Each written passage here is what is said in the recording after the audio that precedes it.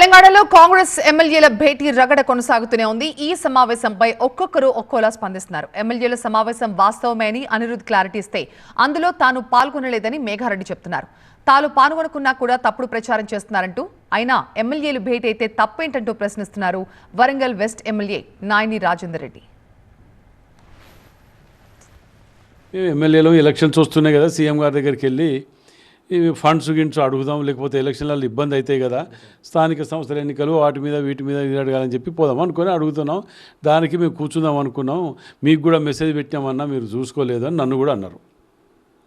ఏమన్నా టీఆర్ఎస్ వాళ్ళతో కూర్చున్నారా, బీజేపీ వాళ్ళతో కూర్చున్నారా, లేకపోతే గవర్నమెంట్ వ్యతిరేకంగా కూలగొడతానికి కూర్చున్నారా?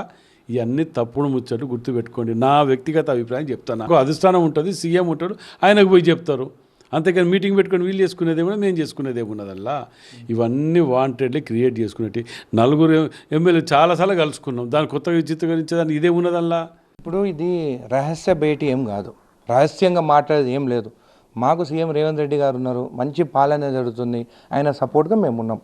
మేము కూర్చున్న భేటీ ఏంది, మినిస్టర్లకు ఫండ్స్ ఎక్కువ వచ్చినాయి, ఈసారి మనం రిక్వెస్ట్ చేసుకుందాం, అందరినీ మినిస్టర్స్ని అందరిని రిక్వెస్ట్ చేసుకుందాం, మీ కాన్సెన్సెస్ బాగానే మా కాన్సెన్సెస్ కూడా మేము బాగా చేసుకోం, మేము అందరం కలిసి అడిగితే ఒప్పుకుంటారు అని చెప్పేసి జస్ట్ క్యాజువల్ డిన్నర్. కానీ మార్నింగ్ వరకు ఆ న్యూస్ వేరేలాగా వచ్చేసింది. కూర్చున్నది మాత్రం వాస్తవము. ఇవన్నీ నేను తర్వాత చెప్తాను, ఎందుకంటే మా సీఎం గారితో మాట్లాడతాను. అదేవిధంగా దీపాదాస్ మున్షి గారు కూడా రేపు వస్తున్నారు, వారితో చర్చించిన తర్వాత ఖచ్చితంగా ప్రెస్ ముందుకు వచ్చి ఏం జరిగిందో చెప్తాను. రహస్య మీటింగ్ అయిందని, దానికి వనపర్తి ఎమ్మెల్యే మేఘారెడ్డి కూడా పోయిందని నా ఫోటోతో సహా దాంట్లో స్క్రోల్ చేస్తున్నారు. మీడియా ఛానల్ కూడా తెలవాల్సింది ఏంటంటే అక్కడ రహస్య మీటింగ్ లేదు, ఏం లేదు. అవన్నీ నేను ఖండిస్తున్నా. అనవసరంగా బీఆర్ఎస్ పార్టీ ఇచ్చిన ఆ ఫేక్ న్యూస్ను మీరు కంటిన్యూ చేద్దని